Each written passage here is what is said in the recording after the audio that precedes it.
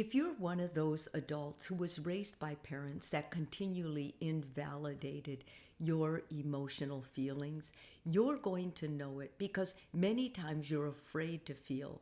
You feel like your feelings were always dismissed. When you were angry, your feelings were turned into some other feeling. Your parents got angry when you got angry. They didn't know how to help you.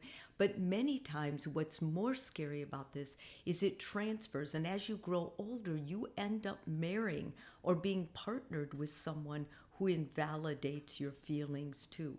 The most important thing you can do as an adult, if you grew up feeling like your feelings were invalidated, is reparenting that part of yourself. And it's not easy. For some of us, we don't even know we've been invalidated. So I think what's important is that we understand what it sounds like. And what it sounds like is when someone says to you, it could be worse. You're too sensitive. You're overreacting. I know exactly how you feel. Just let it go. You take everything so personally. You make a big deal out of everything. I don't see the problem. You shouldn't be so feely. You shouldn't always have to express your feelings. How do you think that makes me feel? I don't want to have this conversation. Stop making things up. That didn't happen. When people that are close to you and love you say these kinds of things, it's hurtful. But more than that, when I have clients in my office that have been emotionally invalidated, they oftentimes don't know. So you may say, well, who would do that? Like, why would you do that? Some people are afraid. Sometimes parents are afraid to hear what their kids really feel. Sometimes if it's a boyfriend or girlfriend, they don't know how to handle when you get really emotional. They don't know what to say. They always want to help. Sometimes they just do it as a way to try and help you. Sometimes growing up, it's your best friend. And sometimes as an adult, it's your best friend. Oh, that's not so bad. Or look at the bright side. But when you're really feeling something, what you need from someone you love is for that person to sit with you, be present in that feeling. And what does it do if you don't ever get that? Well, you have problems managing emotions. You may be up and down and all around a lot. And it may not be your fault at all. It may not be a mental health issue. It may be that you were never emotionally validated.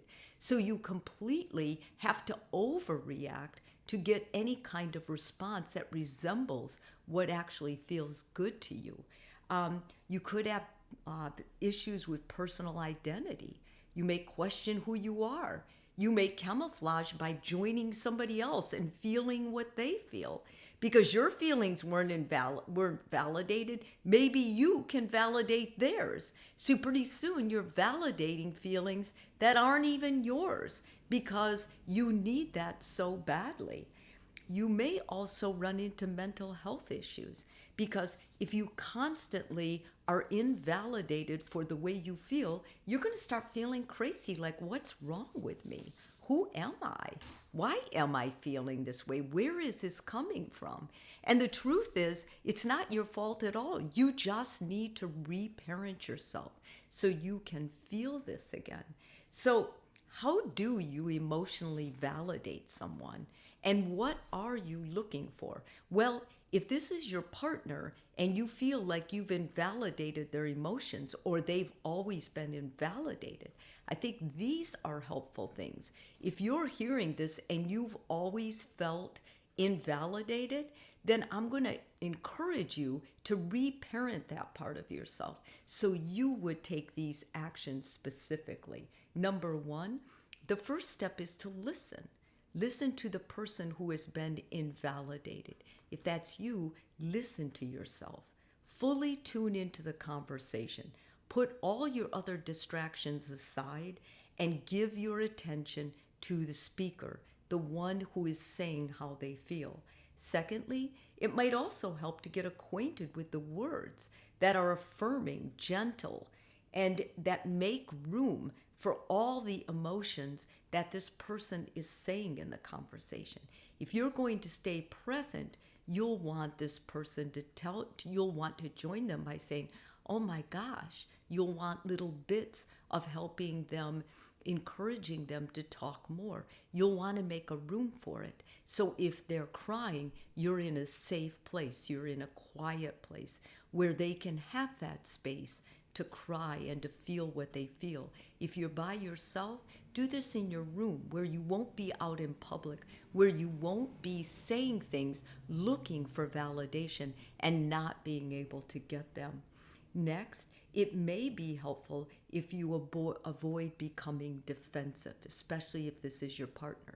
If the person's saying that they feel like they've never been validated and they would direct or project some of that blame on you, what you don't want to do is get defensive.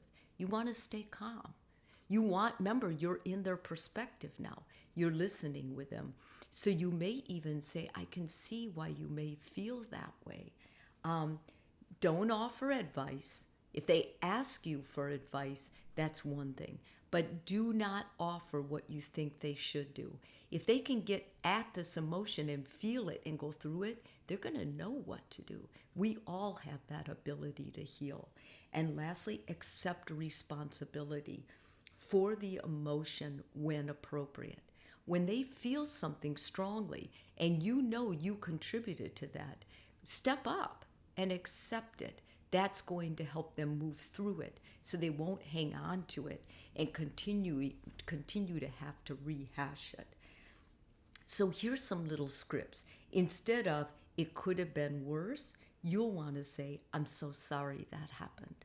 Instead of, that doesn't sound so bad, you'll want to say, that must have been really hard for you.